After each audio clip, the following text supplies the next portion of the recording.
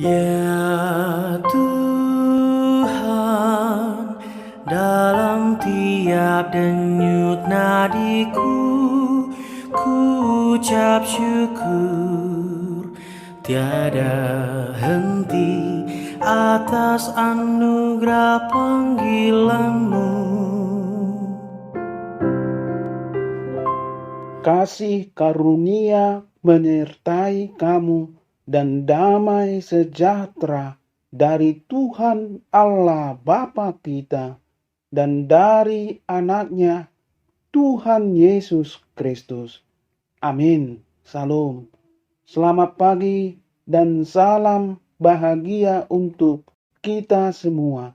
Salam sehat dan tetap semangat. Selalu berpengharapan dan tak ada yang mustahil bagi Tuhan. Yesus Kristus sangat peduli dan mengasihi kita. Sahabat yang baik hati, yang dikasihi oleh Tuhan Yesus Kristus, marilah kita menggunakan waktu sejenak untuk berdoa, membaca, dan merenungkan firman Tuhan untuk kita dengarkan pada pagi hari ini, Sabtu, tanggal 28 Mei 2022. Firman Tuhan tertulis di dalam 1 Korintus pasal 1 ayat 18. Demikian dikatakan, sebab pemberitaan tentang salib memang adalah kebodohan bagi mereka yang akan binasa. Tetapi bagi kita yang diselamatkan, pemberitaan itu adalah kekuatan Allah. Molo dibibeltai di dogma songonon. Ai haotodo hata nataringot tu silangi di rohaniaka na laho mago. Alai hagogoon ni debatadoi di hita na dapotan haluaon. Itap ni ido sahatna hata ni debata. Sahabat yang baik hati yang dikasihi oleh Tuhan Yesus Kristus. Jalan Tuhan tak terselami oleh setiap hati kita manusia. Seperti tingginya langit dari bumi, demikian tingginya jalan Tuhan dengan jalan kita manusia. Bagi orang percaya, salib adalah keselamatan. Bagi dunia, salib adalah kebodohan. Latar belakang Korintus di mana ada banyak karunia roh yang terjadi, yang diberikan Allah. Namun, banyak pula permasalahan di Korintus. Ada banyak golongan dalam jemaat. Ada golongan Paulus, Kefas, Kristus, dan lain-lain. Belum lagi dalam jemaat tersebut ada golongan Yahudi dan golongan Yunani. Bagi golongan Yahudi, salib suatu batu sandungan, dan bagi golongan Yunani, suatu kebodohan. Ayat 23. Paulus memiliki suatu uraian argumentasi yang sangat indah dalam menjawab pertanyaan orang Yunani dan Yahudi tentang makna salib. Kedua golongan masyarakat ini memiliki pengaruh di zamannya. Orang Yunani mencari hikmat.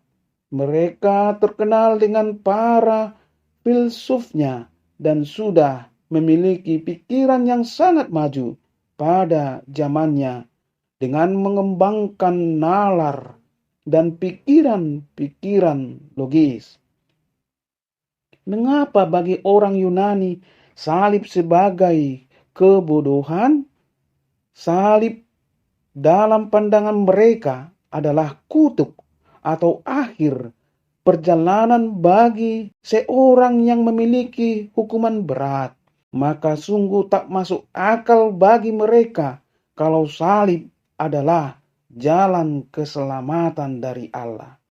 Demikian halnya bagi Yahudi. Salib pada Yesus dianggap sebagai skandal. Istilah ini muncul karena ketika vonis terhadap Yesus di hadapan Pilatus sebagaimana tuntutan para Sanhedrin, Sadusi, dan para ahli Taurat atas tuntutan hukuman mati Yesus adalah karena menyebut dirinya anak Allah. Sehingga olehnya dia telah melakukan penistaan agama. Sekalipun vonis itu tidak berkaitan dengan itu, karena Pilatus sendiri menyebut Yesus tidak bersalah. Namun, kehadiran Yesus di tengah-tengah Yahudi menjadi kebencian bagi para imam, ahli Taurat, dan tokoh-tokoh agama Yahudi di zamannya, hingga mereka terus merencanakan dan mencari cara untuk membunuh Yesus. Dari penjelasan Paulus tentang salib, maka sesungguhnya apa yang dianggap Yunani sebagai kebodohan dan bagi orang Yahudi sebagai batu sandungan sesungguhnya sangat terbalik. Pemberitaan salib Kristus adalah hikmat Allah dan kekuatan Allah dalam menyelamatkan manusia. Bahkan bagi Paulus sendiri, hikmat dunia telah membuat manusia tidak mengenal Allah.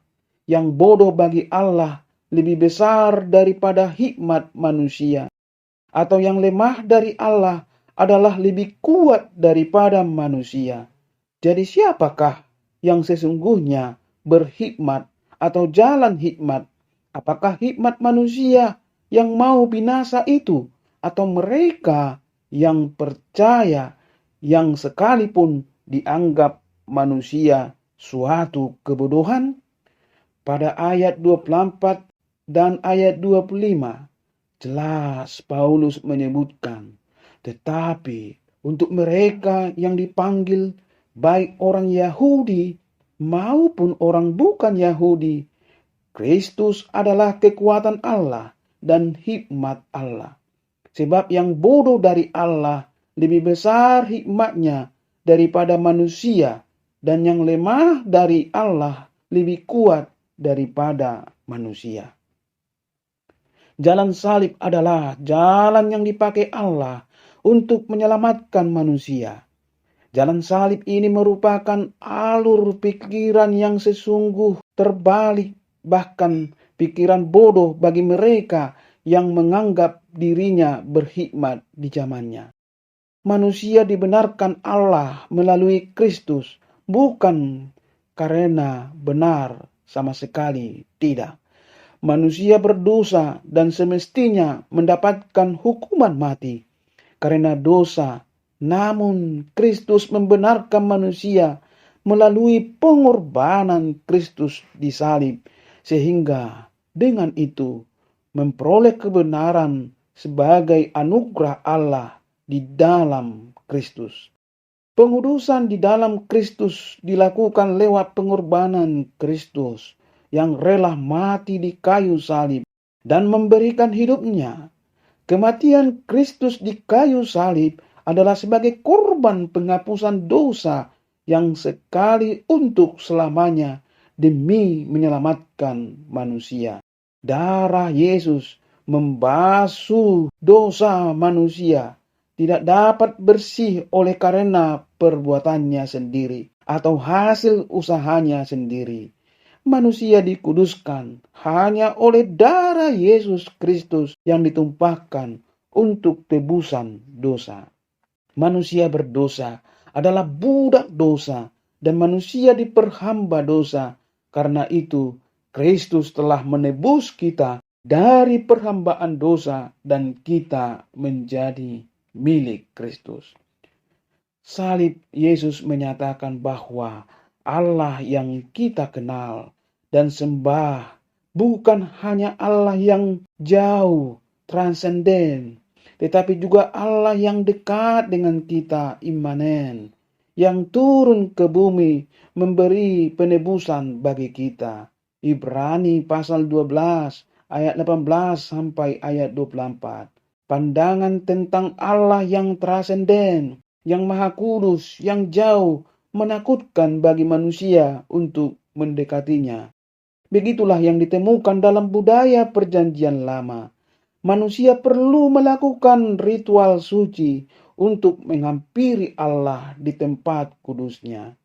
Bandingkan penggambarannya dalam Ibrani pasal 12 ayat 18 sampai 21, di mana Allah digambarkan seperti gunung yang tidak dapat disentuh, api yang menyala-nyala, kegelapan, angin badai, bunyi sangkakala, suara yang menggetarkan dan menakutkan.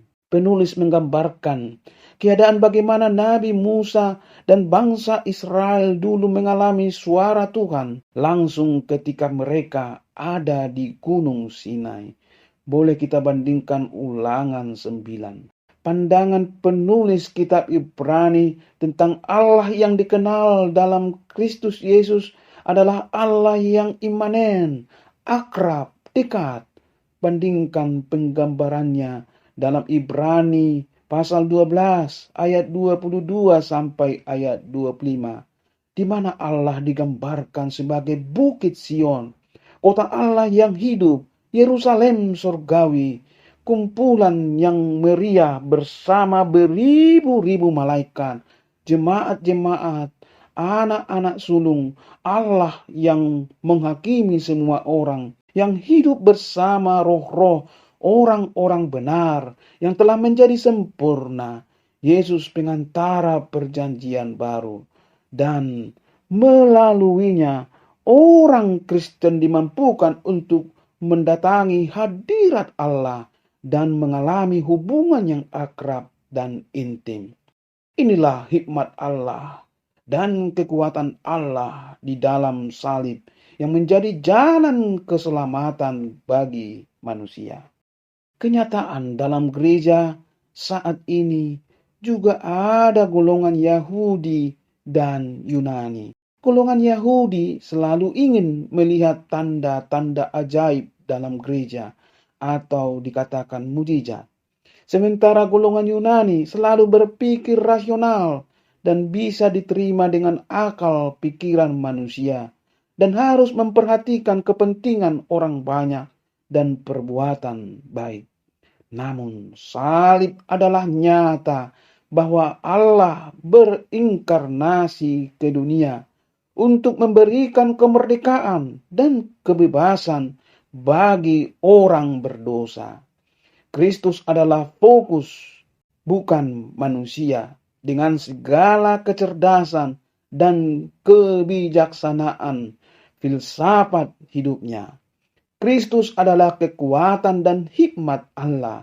Sebab itu, jagalah supaya kita jangan menolak Dia, tetapi menjadikan Dia sebagai sumber hikmat dalam kehidupan kita. Seperti yang tertulis dalam Invocatio, oh alangkah dalamnya kekayaan, hikmat dan pengetahuan Allah. Sungguh tak terselidiki keputusan-keputusannya dan sungguh tak terselami jalan-jalannya. Roma pasal 11 ayat 33. Amin. Marilah kita berdoa. Terima kasih Tuhan, hamba-Mu datang memuji dan memuliakan nama-Mu. Berkat-Mu senantiasa kami rasakan, kami nikmati, kami hidupi di dalam kehidupan kami. Terpujilah nama Tuhan. Kami orang yang berdosa ini telah dibenarkan oleh Tuhan melalui pengorbanan anak-Mu, Tuhan Yesus Kristus di kayu salib. Inilah kekuatan yang kami terima dari Allah, supaya kami senantiasa melakukan kehendak Allah di dalam kehidupan kami. Terima kasih Tuhan, kami serahkan seluruh kehidupan kami dalam perlindungan dan penyertaan Tuhan. Ampuni kami Tuhan dari dosa kesalahan kami, agar kami benar-benar menjadi anak-anak-Mu yang Tuhan tebus kami dari dosa-dosa kami. Amin. Horas, Salum. Layanilah Tuhan, layani, untuk sesama aku melayani. Layanilah Tuhan dengan penuh kasih, sampai akhir hayatku untuk